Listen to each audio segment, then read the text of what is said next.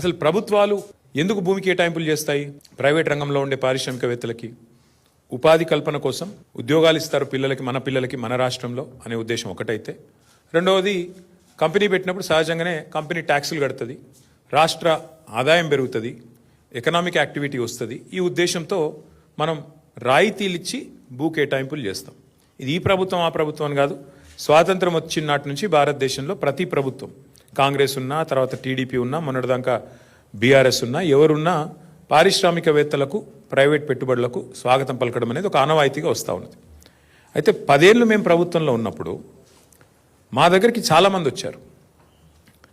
అందులో కొంతమంది బ్రోకర్లు ఉన్నారు, కొంతమంది పారిశ్రామికవేత్తలు ఉంటారు. వాళ్ళు వచ్చి ఏం చెప్తారంటే, సార్ హైదరాబాద్లో మాకు విలువైన భూములు ఉన్నాయి, నాకు నాచారంలో ఒక 10 ఎకరాల భూమి ఉంది, గతంలో ప్రభుత్వమే కేటాయించింది, నేను అక్కడ పరిశ్రమ కూడా ఒక 10 ఏళ్ళు నడిపినా, కానీ ఇప్పుడు పరిశ్రమ మూతపడిపోయింది, ఇప్పుడు ఆ 10 ఎకరాలు నేను ఏమైనా చేద్దామంటే నాకు మరి అది పారిశ్రామిక జోన్లో ఉంది, అక్కడ నేను అపార్ట్మెంట్లు కట్టుకుంటా, నాకు పర్మిషన్ ఇయ్యి అని చెప్పి కొంతమంది బ్రోకర్లు వచ్చారు. వచ్చి నేను చాలా నిర్ద్వందంగా చెప్పిన, అది ప్రజల సొమ్ము, ప్రభుత్వం ఇచ్చిన భూమి అంటే అది ప్రజల సొమ్ము, నీకు అడ్డికి పావు షేర్ ఇచ్చిండ్రు, చాలా తక్కువ రేటుకు త్రోవే ప్రైస్కి నీకు ఇచ్చిండ్రు, ఇస్తే నువ్వు దానిలో పరిశ్రమ నడపాలా, ఉపాధి కల్పించాలా, కల్పించినావు కాబట్టి, కొంత నడిపినావు కాబట్టి నీకు సేల్ డీడ్ కూడా ఇచ్చేసింది గవర్నమెంట్. కానీ ఇవాళ నువ్వు అపార్ట్మెంట్లు కట్టుకొని మొత్తం డబ్బులు నువ్వే మింగుతా అంటే అది చాలా తప్పు. ఎందుకంటే అక్కడ ప్రైవేట్ రంగంలో ప్రైవేట్గా కొనుక్కుంటే అక్కడ 50 కోట్లు ఉంటుంది ఎకరం నాచారంలో. మరి నువ్వేమో ఎప్పుడో 20 ఏళ్ళ కింద తీసుకొని ఇప్పుడు దాన్ని ప్రైవేట్గా మొత్తం నేను మొత్తం గుటకాయ స్వాహా చేస్తా, నాకు మద్దతు ఇవ్వంటే నేను ఇవ్వలేను బాబు అని చెప్పిన. సరే మాకు డబ్బులు ఆఫర్ చేసినారు, చాలా చేసినారు. అట్లా కాదు సార్, మీకు ఇంత ఇస్తాం అంత ఇస్తాం, nothing doing, we will not do this, we will not entertain this అని చెప్పి మేము ఆ రోజు ఎక్కడా కూడా ఇట్లాంటి కన్వర్షన్లకు మేము తావు ఇవ్వలేదు. కానీ ఇవాళ ఎంత పెద్ద భూ కుంభకోణం అంటే ఇవాళ రేవంత్ రెడ్డి ప్రభుత్వం తెరలేపింది సామాన్యమైన భూ కుంభకోణం కాదు.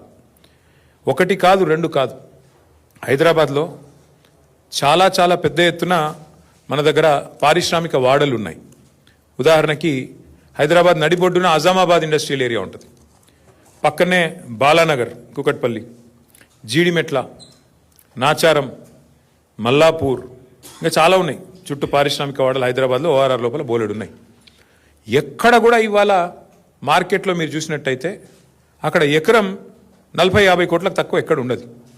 గజాల లెక్కనే ఉంది, ఎకరం లెక్క కూడా లేదు.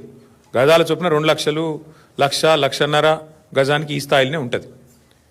ఇవాళ అట్లాంటి భూముల్లో రేవంత్ రెడ్డి ప్రభుత్వం తెరలేపిన కుంభకోణం ఎంత పెద్దది అంటే దాదాపు 9,200 పైచిలుకు ఎకరాలు, దాదాపు 9,300 ఎకరాల భూమి హైదరాబాద్లో. అంటే మీరు సగటున 40 కోట్లు వేసుకున్న ఎకరానికి దగ్గర 4 లక్షల కోట్లు, దగ్గర అంటే 3.5 లక్షల కోట్ల నుంచి 4 లక్షల కోట్ల మధ్యన మార్కెట్ వాల్యూ ప్రకారం. లేదు 50 కోట్లు వేసుకున్నారనుకో సగటున, దగ్గర 5 లక్షల కోట్ల విలువ చేసే ఆస్తిని, అందులో మరి ఇవాళ ఆయన అనుయాయులకు, ఆయన వందిమాగదులకు, ఆయన బామ్మర్దులకు, ఆయన తమ్ముళ్లకు, ఆయన చుట్టూ ఉండే బ్రోకర్లకు ఇవాళ ఒప్పందాలు కుదిరించి ఒక అతిపెద్ద భూ కుంభకోణానికి రేవంత్ రెడ్డి ప్రభుత్వం మొన్న జరిగిన కేబినెట్ సమావేశంలో తెరలేపింది. ఇది నేనేదో ఊరికే ఆషామాషిగా ఆరోపణలు చేయట్లేదు. ఎక్కడెక్కడ విలువైన భూములు ఉన్నాయో ఇవాళ హైదరాబాద్ చుట్టూ అక్కడ రేవంత్ రెడ్డి ముఠా వాలిపోయింది. మొన్న కొండా సురేఖ గారు ఉదంతమే దానికి ఒక క్లాసిక్ ఎగ్జాంపుల్.